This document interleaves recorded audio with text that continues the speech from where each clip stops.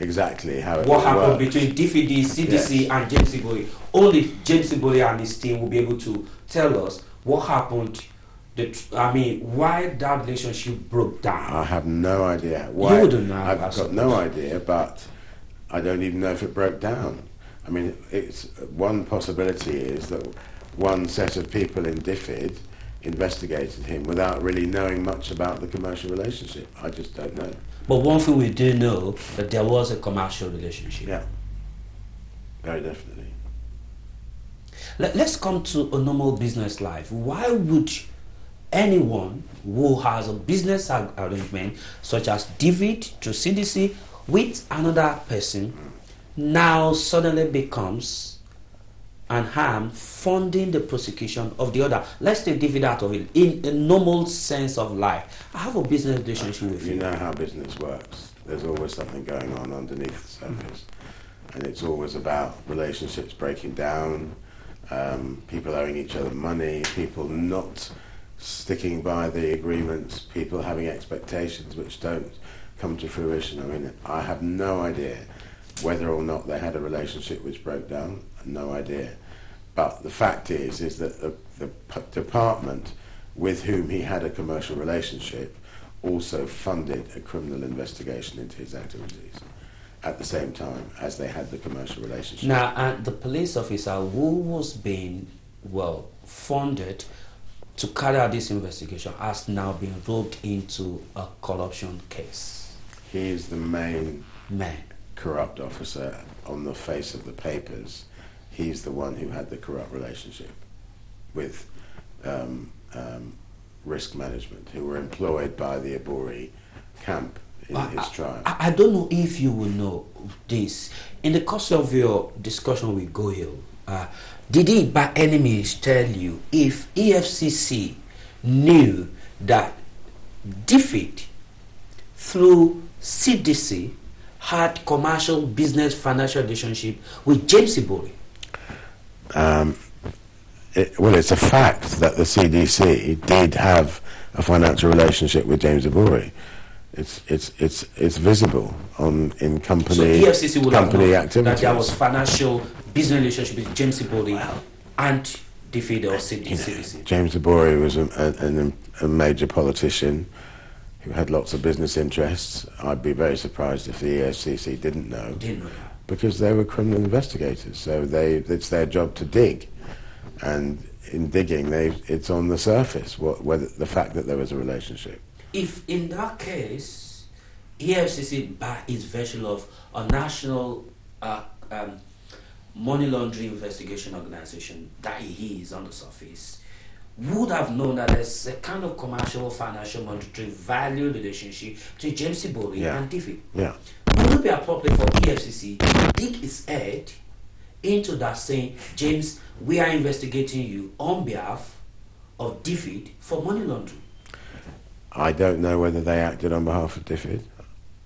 Nobody's told us. But there was a relationship between DFID and EFCC. Well, DFID funds the British Proceeds of Crime Unit, who travel to Nigeria to investigate the stuff going on, according to them, in Nigeria.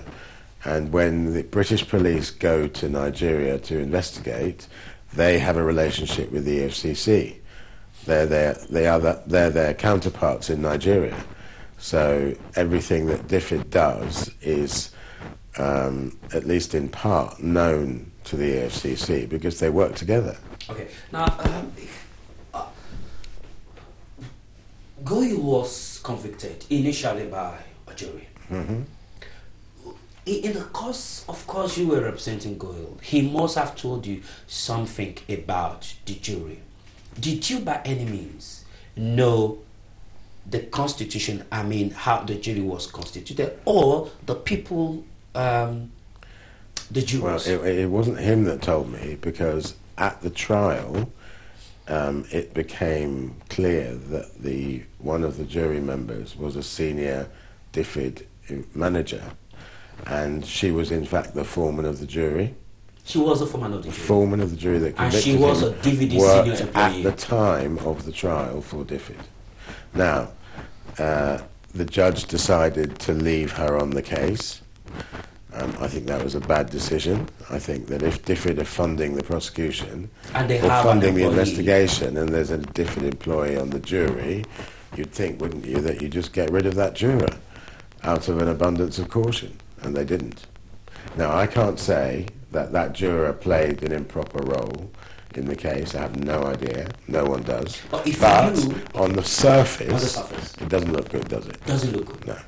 That an employee of an organization funding an Yeah. investigation is sitting on top of a case that will decide who is guilty or who is not guilty. Yeah.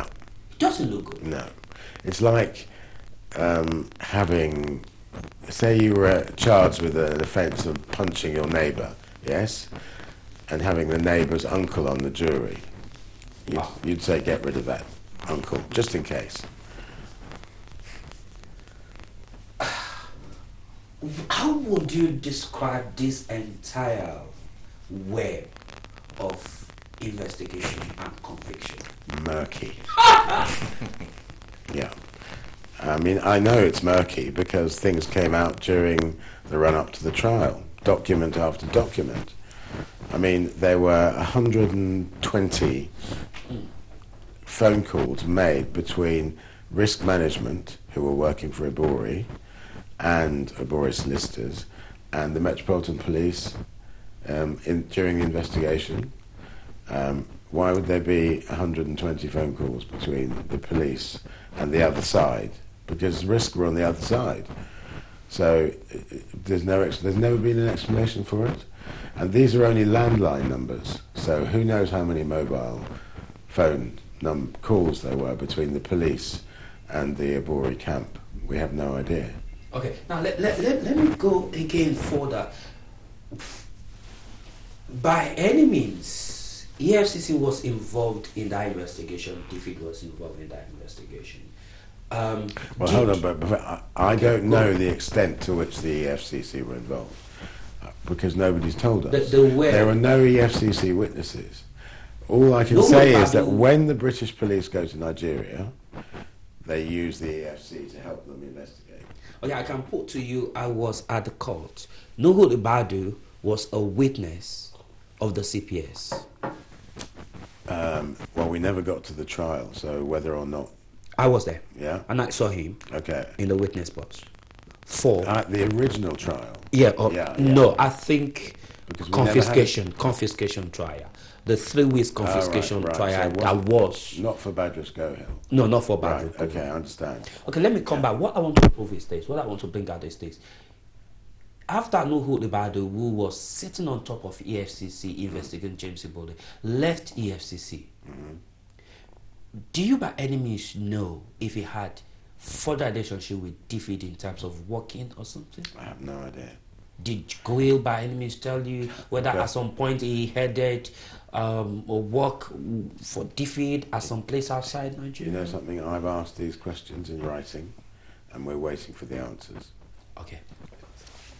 Okay, all right. Let me quickly ask this again. While this investigation was going on, conviction carried out, my viewers will say, oh, it's not important. James Ibori pleaded guilty to money laundering. It doesn't matter whether there was corruption. It doesn't matter whether the police was corrupt or the Crown prosecution or DFID had financial relation with James Ibori that broke down and became murky. The fact was, James Ibori pleaded guilty to money laundering. Well, firstly, sometimes people plead guilty for the wrong reason. It does happen. I've had it in my career where people believe the evidence is too strong to fight. People get the wrong advice. Their barrister might say, you'll get a much lower sentence if you plead guilty. It's the barrister's job to say that. And sometimes people don't have the willpower to go through a long trial. So I can't say whether James Ibori is guilty or not guilty. But what I can say is that where there is corruption on this scale in the background of a case and involved in the case, the British law says that even if you plead guilty, the conviction should be quashed because the British public can't countenance such major corruption in a criminal investigation, and therefore, whether you plead guilty or plead not guilty, the conviction can be quashed. So in this case, that's what Should have happened. we are currently aiming for. On So behalf if- of Badger's Go Hill, I am going for a quashing. Okay. of Now, his before we go, conviction. I was going to ask you that Goyle also pleaded guilty. Well, But we're going to go on a short break. All right. When we return from that break, I was going to ask you that Goyle also pleaded guilty. It doesn't really matter. After all, he pleaded guilty. Well- why would he plead guilty? all right, there's some And history at to what this. point? There's history to this. Okay, So, let's quickly go on a very short break. Okay. When we return, all right, we'll get back on that. yeah. All right, we'll be back. Don't go away.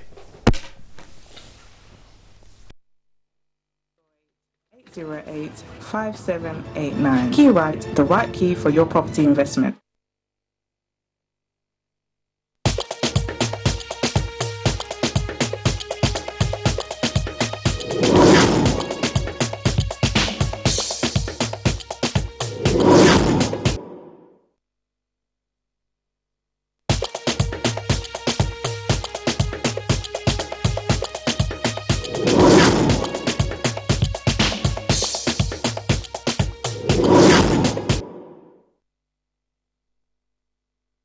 Key Right, specializing in all aspects of property lettings and management. If you have a property tenanted or empty, contact Key Right on 0208 808 5789, where you'll be sure of expertise, competitive pricing, and first-class service. Visit www.keyright.co.uk. Telephone 0208 808 5789. Key Right, the right key for your property investment. The Commonwealth Day Service is one of the most recognized events on the Commonwealth calendar, which prominently has in attendance Her Majesty, the Queen Elizabeth II, other members of the royal family and heads of government from across the Commonwealth. The Commonwealth Africa Summit, which holds alongside the Commonwealth Day Service, is fast becoming one of the most recognized events that promotes the interest of Africans in the Commonwealth, especially as relates to economic development and security. Held since 2014, the summit combines a unique platform for Commonwealth stakeholders to leverage on their shared heritage and outline their vision of the future, while also addressing the key emerging challenges for economic and sustainable development, especially in Africa. The Commonwealth Africa Summit 2016 aims to catalyze our Commonwealth heritage and ensure it has a positive impact in meeting our common social, economic and environmental challenges. For a series of high-level meetings on topical security and investment issues, workshops and business networking events, the summit promotes intra-Commonwealth collaboration for sustainable development and inclusive growth in a new era of globalization. We invite you to join us at Commonwealth Africa Summit in the historic city of London. Visit www.commonwealthafrica.com for more information to register.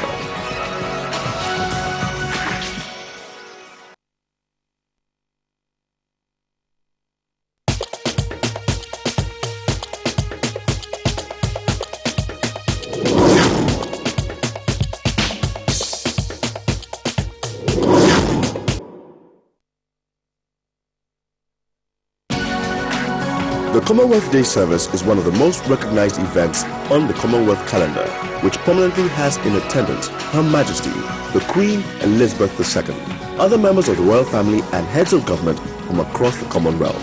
The Commonwealth Africa Summit, which holds alongside the Commonwealth Day Service, is fast becoming one of the most recognized events that promotes the interest of Africans in the Commonwealth, especially as relates to economic development and security. Held since 2014, the summit combines a unique platform for Commonwealth stakeholders to leverage on their shared heritage and outline their vision of the future, while also addressing the key emerging challenges for economic and sustainable development, especially in Africa. The Commonwealth Africa Summit 2016 aims to catalyze our Commonwealth heritage and ensure it has a positive impact in meeting our common social, economic and environmental challenges. For a series of high-level meetings on topical security and investment issues, workshops and business networking events, the summit promotes intra-Commonwealth collaboration for sustainable development and inclusive growth in a new era of globalization. We invite you to join us at Commonwealth Africa Summit in the